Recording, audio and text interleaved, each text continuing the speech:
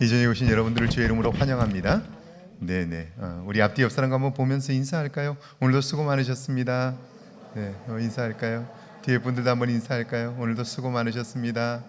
네, 수고하셨습니다. 네. 누가 왔는지 한번 앞뒤를 잘 보시고요. 네네. 고맙습니다.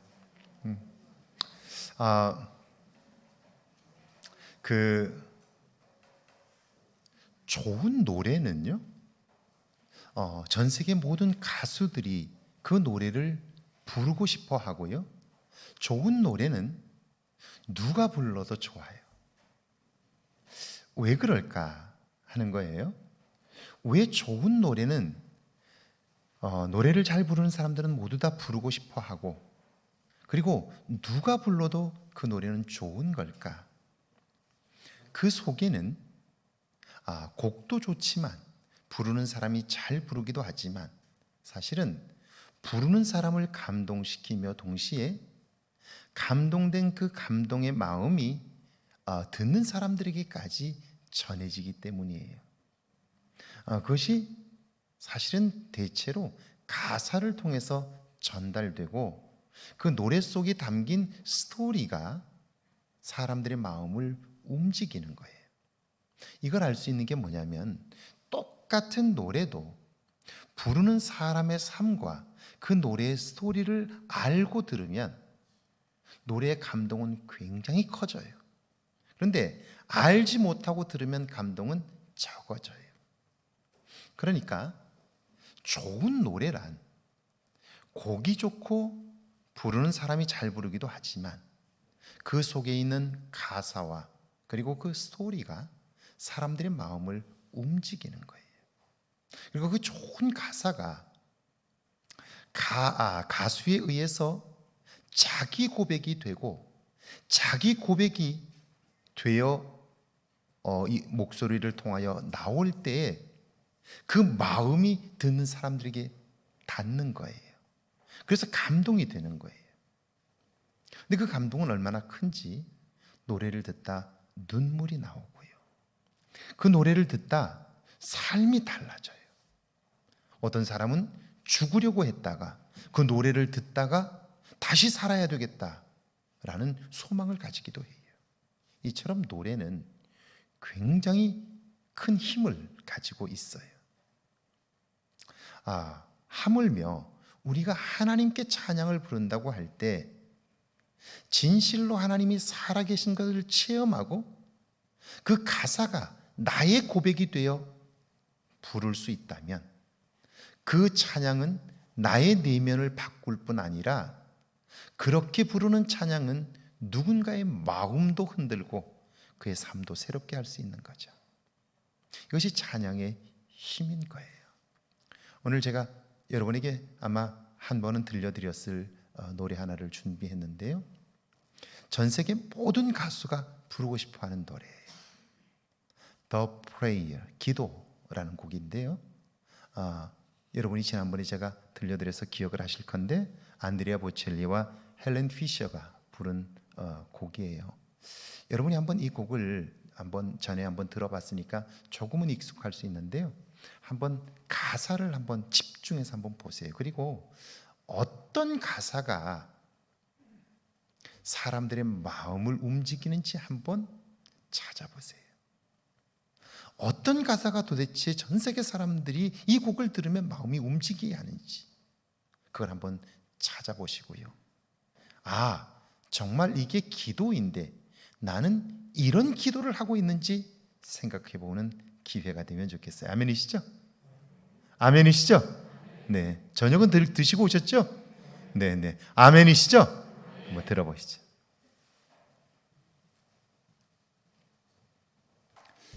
여러분이 지금까지 신앙생활을 하면서 이런 기도 해보셨나요? 가장 가까운 내 곁에 있는 사람의 손을 잡게 해주십시오. 주님, 지금 내 곁에 있는 사람의 손을 잡을 수 있도록 도와주십시오. 여러분이 지금까지 신앙생활을 하면서 이런 기도 해보신 적이 있나요? 사실 가장 내 인생에 중요한 사람은 지금 내 곁에 있는 사람이에요. 그런데 과연 우리는 그 곁에 있는 사람의 손을 가장 사랑스러운 마음으로 잡고 있나요? 그 사람과 하나된 마음으로 살아가고 있나요? 교회를 공동체라고 불러요. 왜냐하면 하나님을 아버지로 모신 아들, 딸의 모임이기 때문에 그래요. 가족이라고 불러요. 그래서 교회라는 말의 원래 뜻 중에 하나가 오이코스, 가정이에요. 그런데 우리를 가족이라고 말하면서 과연 나는 우리 교회 안에 몇 사람의 삶을 알고 있나요? 지금 힘들고 아파하는 사람의 마음을 얼마나 느끼고 있나요? 지금 내 곁에 있는 사람의 손을 잡고 싶어도 내 안에 미움이 가로막아 잡지 못한다면 그걸 위해서 기도하시나요? 그 사람이 가장 내 인생에 소중한 사람인데, 그런데 그게 잘 되지 않을 때 그걸 위해서 기도하시나요? 주님, 내게 믿음을 주세요. 그래서 내 삶이 안전하게 해주세요. 이런 기도하시나요? 내가 다 그냥 살면 안전하게 산다고 생각하지 않나요? 자, 가사 중에 주님, 그 믿음이란 주님이 내 안에 밝혀 놓으신 그 믿음으로 나를 살려주세요. 이런 기도 한번 해보셨나요? 하나님 없이도 지금까지 살아온 방식대로 내가 잘 살 수 있다고 여기며 살지 않나요? 그냥 열심히만 살면 그냥 사는 거라고 생각하지 않나요? 그러니까 어제와 오늘의 삶이 전혀 다르지 않으니까요, 오늘과 내일의 삶도 달라지지 않는 것 아닌가요? 하나님은 전능하시고 능력이 많으시고 이렇게 얘기는 하는데 과연 그 하나님을 오늘 내 삶에서 경험하고 있느냐 하는 것이죠. 훈련을 통하지 않고는 결코 이런 삶을 살 수 없고 이런 기도를 할 수 없다 하는 거죠. 그러니까 살아가면서 똑같이 신앙생활을 해도, 여러분, 마치 똑같이 학교를 다녀도 시간이 지나면 실력이 다른 것처럼 똑같이 교회를 다녀도 신앙의 수준이 달라질 수 있는데요, 그런데 직분은 올라가는데 신앙의 수준이 올라가지 않으면 계속해서 어린아이 짓을 하는 거예요. 직분은 올라갔는데. 그러면 자기뿐 아니라 그 사람으로 인하여 주변 사람들이 힘들어져요. 어려움을 겪게 되는 거예요. 자, 오늘 이 더 프레이어의 가사를 통해서 여러분이 한 가지만 여러분의 삶의 기도의 제목으로 붙잡으면 여러분의 남은 삶은 달라질 거예요. 제가 여러분에게 드리고 싶은 기도의 제목은, 주님, 내가 사는 동안 내 곁에 있는 사람의 손을 따뜻하게 잡을 수 있도록 내게 믿음을 주십시오. 할렐루야. 내 사랑하는 남편, 내 사랑하는 아내, 내 사랑하는 자녀, 내 사랑하는 가족, 교회 안의 성도, 내 곁에 있는 사람의 손을 따뜻하게 잡을 수 있는 마음을 내게 주십시오. 여러분, 이거 정말 중요한 기도 아닌가요? 여러분, 여러분의 남편을 따뜻하게 손잡아 본 적이 언젠가요? 여러분의 자녀의 손을 따뜻하게 잡아본 때가 언젠가요? 그리고 여러분이 여러분의 남편의 손을 잡고, 여러분의 아내의 손을 잡고, 여러분의 자녀의 손을 잡고, 나는 당신 때문에 사는 맛이 나, 나는 너 때문에 살 맛이 난다 라고 말해준 적은 있나요? 이게 안 되는데 어떻게 내가 행복하게 살겠어요? 가정이라고 하는 곳에서 이게 안 되는데 여러분, 어디서 여러분은 행복한 훈련을 할 수 있겠나요? 이게 안 되면 안 되는 거예요. 그래서 우리는 기도하는 것이죠. 여러분이 만약 남은 시간 동안 주님, 교회에서 내 곁에 있는 사람, 가정에서 내 가장 가까이 있는 사람, 따뜻한 마음으로 그의 손을 잡아줄 수 있게 도와주십시오. 내 안에 밝혀놓으신 주님이 주신 그 믿음으로 내가 참으로 나를 살리고 내 곁에 있는 사람들을 살릴 수 있게 해주십시오. 할렐루야. 이런 기도를 할 수 있다면 우리의 삶은 분명 달라질 거예요. 할렐루야. 여러분의 남은 삶에 이런 제목의 기도들이 있기를 주의 이름으로 축원합니다. 밑에 한번 읽습니다. 같이 읽습니다. 이혜인 수녀님의 시 말을 위한 기도는 오랫동안 곱씹어도 좋은 내용을 담고 있습니다. 그중 일부를 인용합니다. 내가 이 세상에 태어나 수없이 뿌려놓은 말의 씨들이 어디서 어떻게 열매를 맺었을까 조용히 헤아려볼 때가 있습니다. 무심코 뿌린 말의 씨라도 그 어디선가 뿌리를 냈을지 모른다고 생각하면 왠지 두렵습니다. 더러는 허공으로 사라지고 더러는 다른 이의 마음 속에서 좋은 열매를 또는 언짢은 열매를 맺기도 했을 언어의 나무, 날마다 내가 하는 말을 하고 살도록 허락하신 주여, 하나의 말을 잘 탄생시키기 위하여 먼저 잘 침묵하는 지혜를 깨치게 하소서. 이것도 역시 기도의 기도. 그러면 이런 시를 읽으면 이 속에서 내가 붙잡아야 할 기도의 제목이 있는 거죠. 제가 이 시를 생각할 때마다, 읽을 때마다 드는 마음이에요. 하나의 말을 잘 탄생시키기 위하여 먼저 잘 침묵하는 지혜를 내게 주십시오. 이건 우리가 평생 가져야 할 기도 제목 아닌가요? 우리는 그저 입에서 나오는 말들을 그냥 하잖아요. 내 감정을 실어서 막 던지잖아요. 그래서 누가 상처를 받지 않든 상관없이 해버려요. 그 말이 옳은 말인지 틀린 말인지 생각지도 않고 전해요. 해버려요. 그것 때문에 힘들어하는 사람들이 있는데요. 나의 속이 다 드러나는데요. 나의 미천 없음이 다 드러나는데요. 나의 신앙 없음이 다 드러나는데도 우리는 그 말들을 하고 말아요. 안 하면 못 견디잖아요.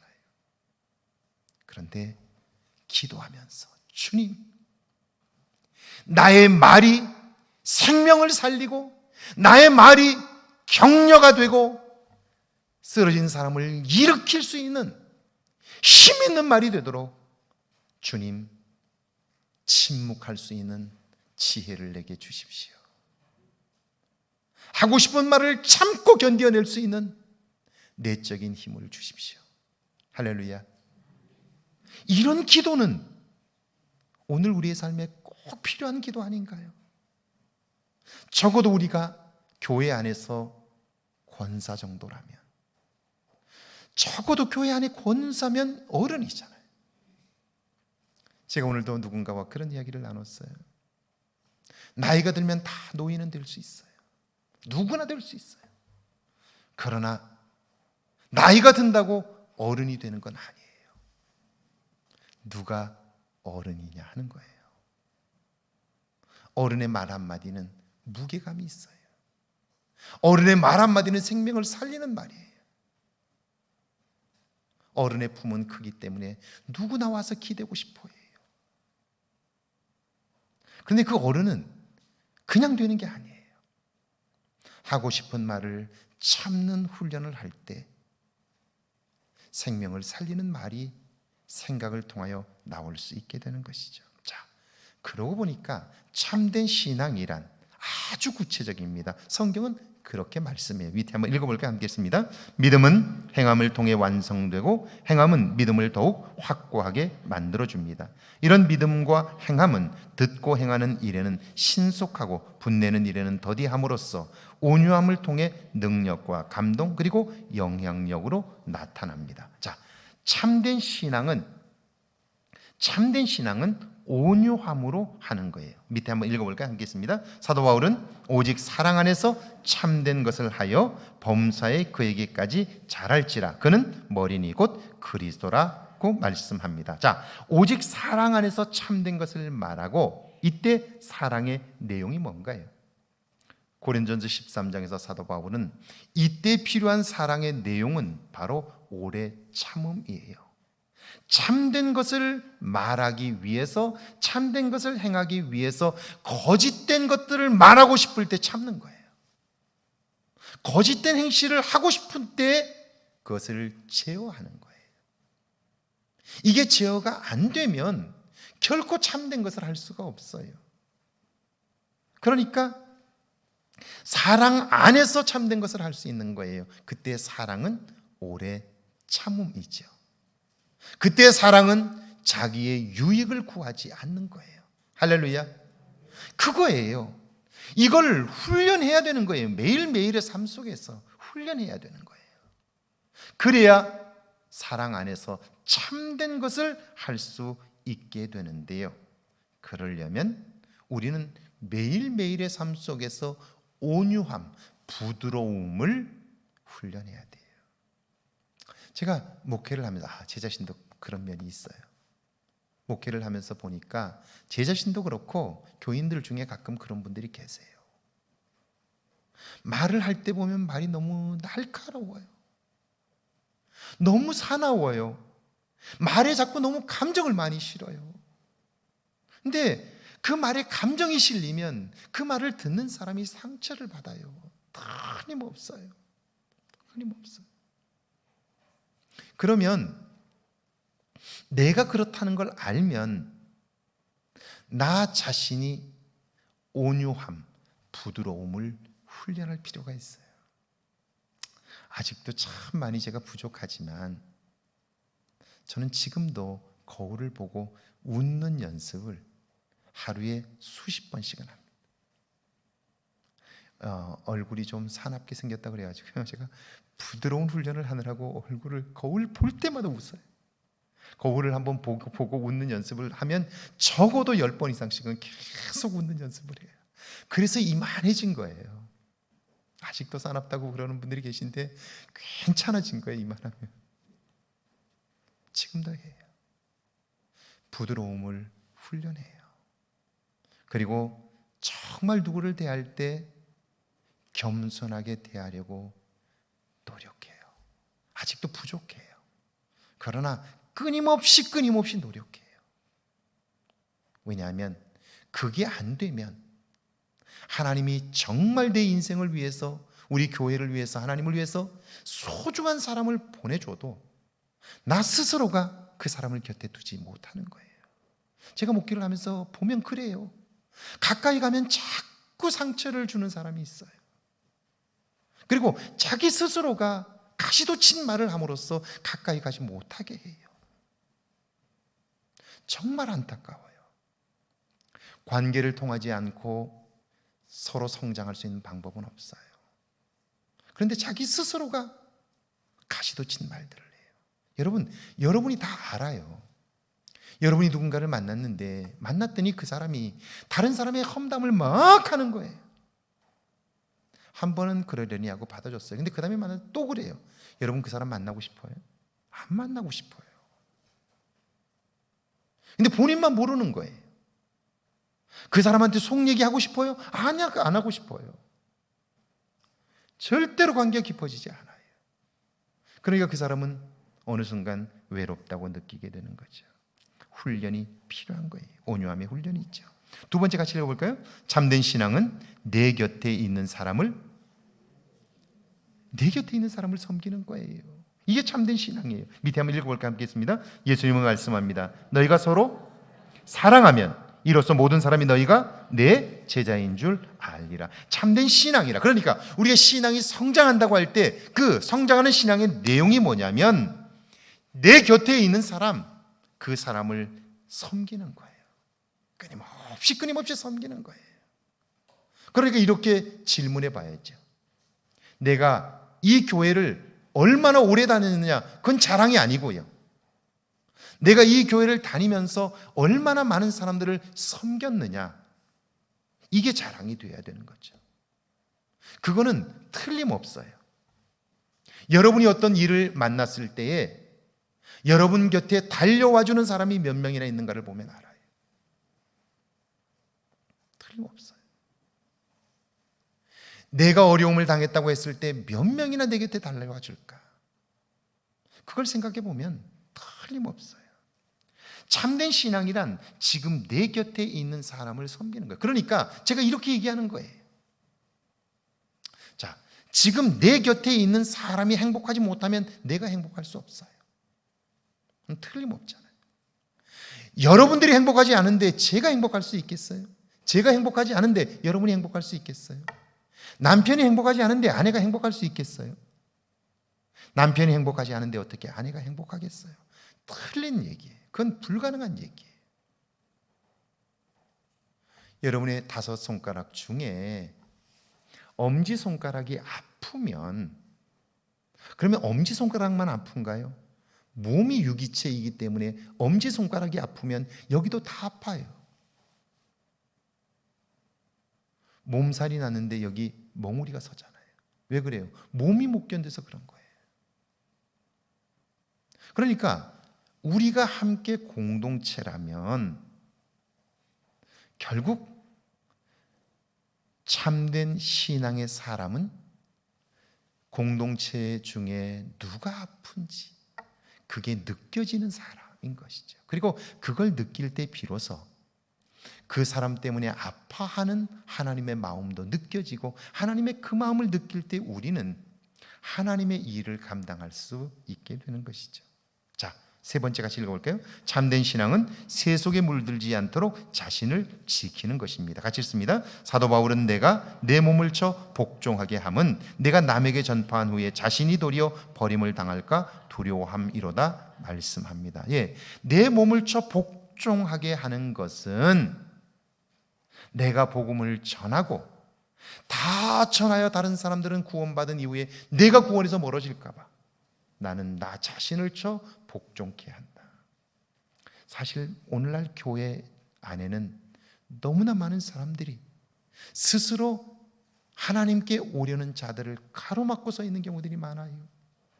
우리가 사는 모습들이 그런 모습되어서 우리를 보면서 저런 사람 때문에 교회를 안 가겠다, 그런 사람들도 있는 거예요.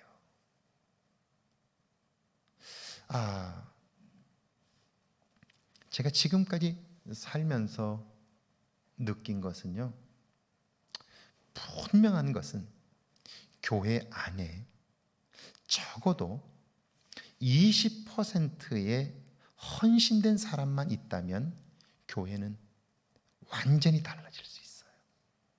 완전히 달라질 수 있어요. 그 20%의 사람들이 헌신되고 그리스도를 닮기 시작하면 교회는 놀랍게 달라져요. 왜냐하면 그들을 통하여, 왜 그러냐면 이게 이제 사회학 이론에서요, 그룹이란 100명이 있다 하지만 그 그룹을 이끌어가는 사람은 20%밖에 안 돼요. 20%가 그 100%를 다 끌고 가는 거예요. 그러니까 액티브한 활동적인 20%의 사람들이 그리스도를 닮아 헌신하고 그리스도의 말씀에 순종하기 시작하면 교회 전체가 달라져요. 교회 전체가. 왜냐하면 그 20%가 교회 안에 문화를 만들고요, 롤 모델이 되어서 사람들에게 예수는 이렇게 믿는 거야, 권사님은 이렇게 사는 거야, 그걸 보여주기 시작하면 새로 들어온 사람들이 그걸 보고 배우는 거예요. 그리고 교회는 새로운 문화가 시작이 되는 거예요. 제가 만났던 장로님인데요, 여자 장로님이셔요. 그런데 저와 함께 성지순례를 갔는데 그 교회가 저 미국의 중부에 있는 교회인데 미군 부대 앞에 있는 교회예요. 그 목사님이 가시기 전까지 교회는 계속 싸움판이었어요. 교회가 깨지고 쪼개지고 난리가 나서 목사님이 하여튼 1년을 거의 못 버티던 그런 곳이었어요. 국제결혼하신 분들이 상처가 굉장히 많은 분들이기 때문에 저도 국제결혼하신 분들이 저희 교인 중에 꽤 여러분들이 계셨어요. 제가 가만히 관찰해 보니까 이분들 속에 상처가 너무 많아요. 그래서 두 사람이 3개월을 함께 잘 지내질 못해요.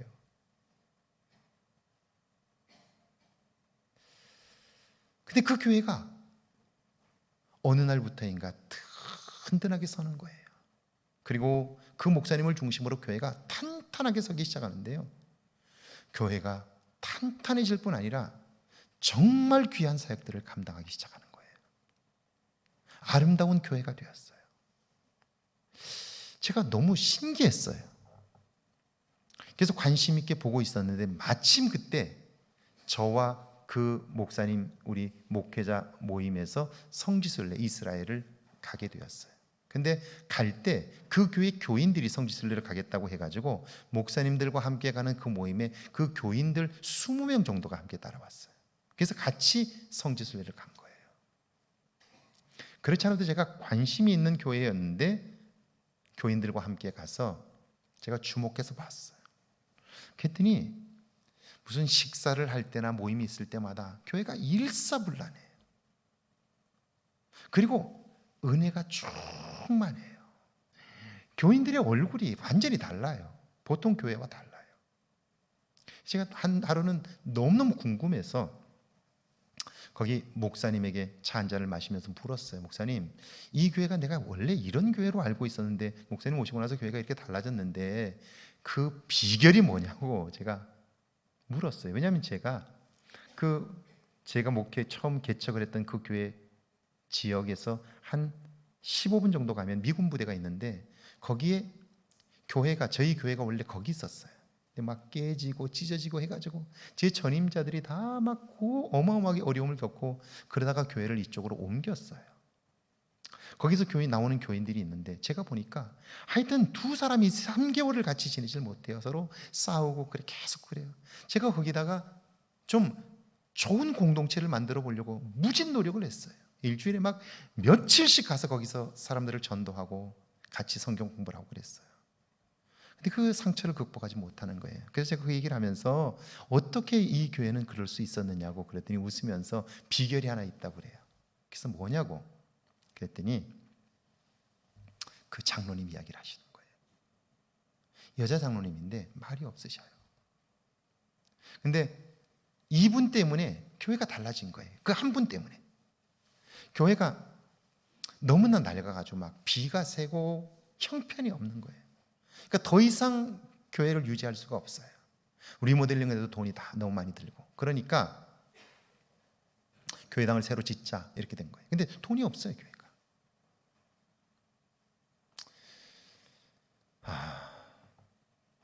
돈이 없는 걸까요? 헌신할 사람이 없는 걸까요?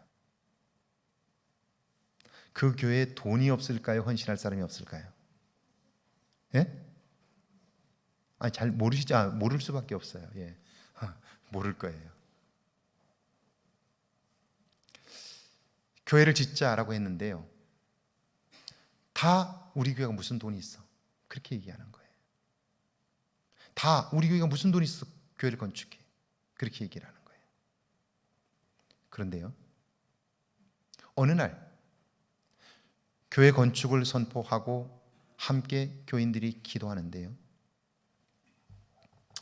현금이 강단에 올라와 있는 거예요. 우리 돈으로 그때 대략 한 2억 5천에서 3억 정도 되는 돈이 현금으로 올라와 있는 거예요. 목사님이 깜짝 놀랐죠. 미국에서 현금을 그렇게 갖고 있질 않아요. 그렇게 있지도 않고요. 근데 아무리 생각을 해봐도 교인들 중에 그렇게 헌금할 사람이 없어요. 그러니까 너무 이상한 거죠. 이게 도대체 어디서 났을까? 그런데 예배를 마치고 저녁에 있는데 전화가 온 거예요. 집사님인데 목사님 혹시 놀라셨을까 봐 제가 전화드린다고 하면서 이렇게 얘기하는 거예요. 제가 헌금했어. 근데 그분이 어떤 분이냐면 이제 30년 이상 40년 가까이 직장 생활을 했던 분인데 막 은퇴를 하셨어요. 은퇴를 하셨는데 은퇴를 하시고 나서 이제 좀 쉬어야 되겠다 이렇게 생각했는데 교회가 건축을 한다고 한 거예요. 그러니까 이분이 그걸 위해서 기도하는데 자기는 돈이 없잖아요. 그래서 하나님, 우리 교회가 비가 새고 이렇게 형편없는데 건축할 수 있도록 도와주세요.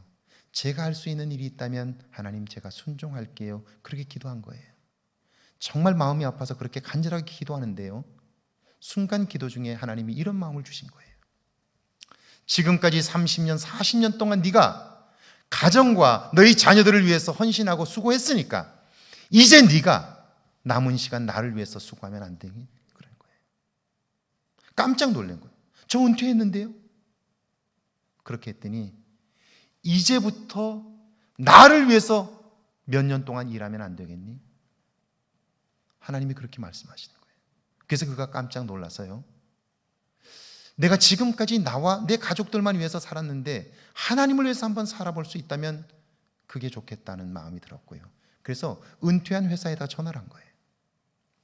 나 몇 년만 더 일하면 안 되겠냐고. 몇 년만 더 일하면 되겠냐.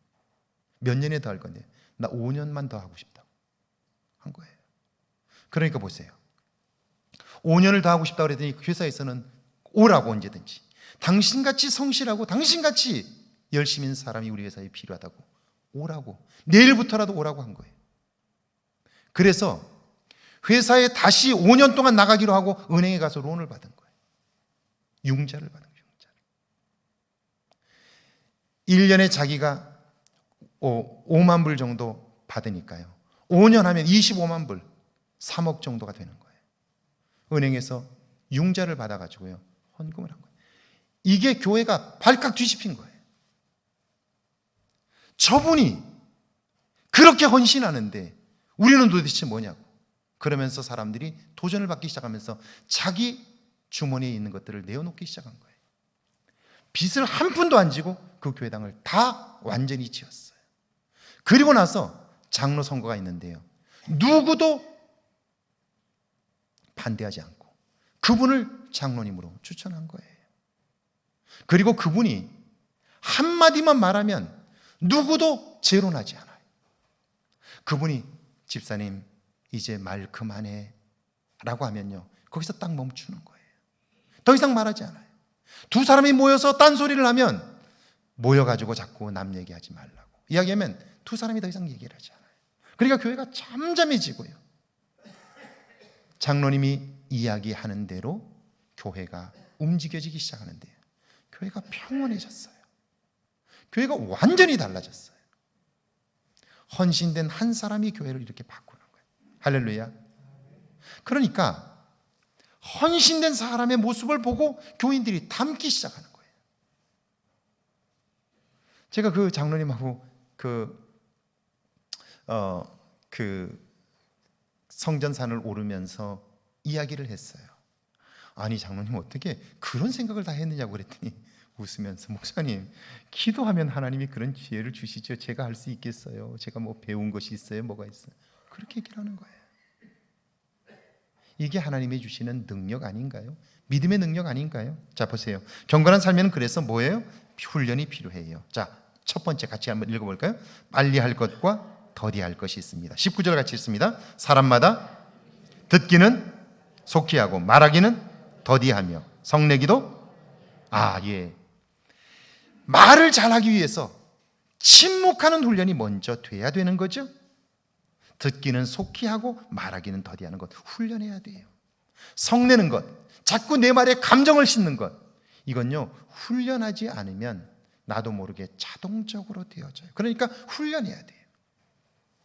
말하는 것은 온유하고 부드럽게 말하되 내 감정을 싣지 않는 거예요. 훈련하는 거예요. 자꾸 다른 사람을 판단하는 사람이라면요 말을 참아야 하는 거죠. 20절 한번 읽어볼까요? 사람이 성내는 것이 하나님의 의를 이루지 못해요. 그런데도 우리는 우리의 감정을 실어서 표현하지 않느냐 하는 거예요. 훈련해야 하는 거죠. 두 번째는요, 내면의 질서가 필요해요. 21절 같이 읽습니다. 그러므로 모든 더러운 것과 넘치는 악을 내버리고 너희 영혼을 능히 구원할 바 마음에 심어진 말씀을 온유함으로 받으라. 버려야 할 것들을 버려야 하는 거예요.